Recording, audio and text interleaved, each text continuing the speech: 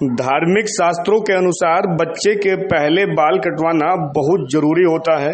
बच्चे के पहले बाल कटवाने को मुंडन कहा जाता है। धार्मिक ग्रंथों के अनुसार इसे चूड़ा कर्म कहते हैं। बच्चे के जन्म से लेकर बुढ़ापे तक कुल 16 संस्कार होते हैं, जिनमें चूड़ा कर्म को ही मुंडन संस्कार कहा जाता है। इस कर्म को कराना बेहद ही जरूरी होता है। इस कर्म के होने के बाद जहां बच्चे में बल बुद्धि का विकास होता है तो वहीं वह अच्छा महसूस करता है। यदि बच्चे का मुंडन नहीं हुआ है तो परिजन उसे घर से बाहर जाने की अनुमति नहीं देते। यदि ऐसी स्थिति में बच्चे को बाहर ले जाया जाता है तो उस पर ऊपरी हवा का साया भी लग सकता है, जिससे बच्चा अस्वस्थ हो जाता है या फिर बीमार पड़ जाता है। इन सभी बातों को लेकर हमने हरिद्वार के प्रसिद्ध ज्योतिषी पंडित श्रीधर शास्त्री से बातचीत की। उन्होंने चूड़ा कर्म को लेकर क्या कुछ कहा है, सुनिए। हमारे धार्मिक ग्रंथों के अनुसार, विद्वानों के अनुसार, मनुष्य के जीवन में 16 संस्कार होते हैं। 16 मैंने 16 संस्कार होते हैं, और जो चूड़ा कर्म संस्कार अर्थात मुंडन संस्कार, यह 8वां संस्कार होता है।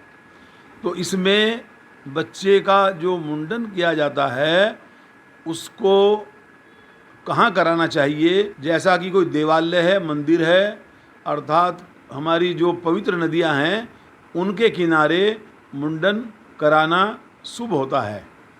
इसके अतिरिक्त जब हम मुंडन कराते हैं तो उसके पश्चात उस बच्चे को कुछ, उसके सिर में कुछ ऐसा सतियाई बना देते हैं और उन बालों को गंगा में प्रवाहित करते हैं। इसके अतिरिक्त उसके पश्चात उस बच्चे के ऊपर क्या प्रभाव पड़ता है, अर्थात क्या अच्छा प्रभाव पड़ता है। बच्चे के बल बुद्धि में विकास होता है और वह अच्छा अनुभव करता है। बच्चे का जब मुंडन हो जाता है तो उसकी जो जड़ें होती हैं ना बालों की, उसमें कीटाणु होते हैं, तो उससे भी बच्चे को मुक्ति मिल जाती है।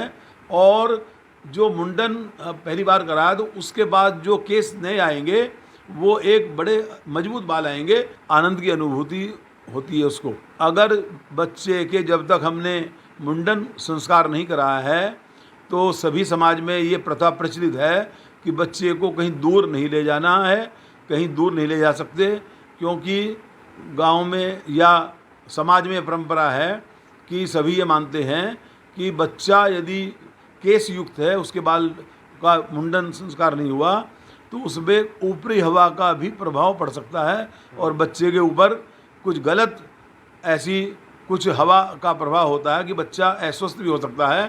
तो समाज, जो बड़े बुजुर्ग लोग हैं, महिलाएं हैं, वो बच्चे को बाहर जाने की आज्ञा नहीं देते, और बच्चा अगर मुंडन होने के बाद कहीं जा रहा है उसमें कोई प्रतिबंध नहीं है, उसके बाद कोई भी दुष्प्रभाव पड़ने की संभावना नहीं होती।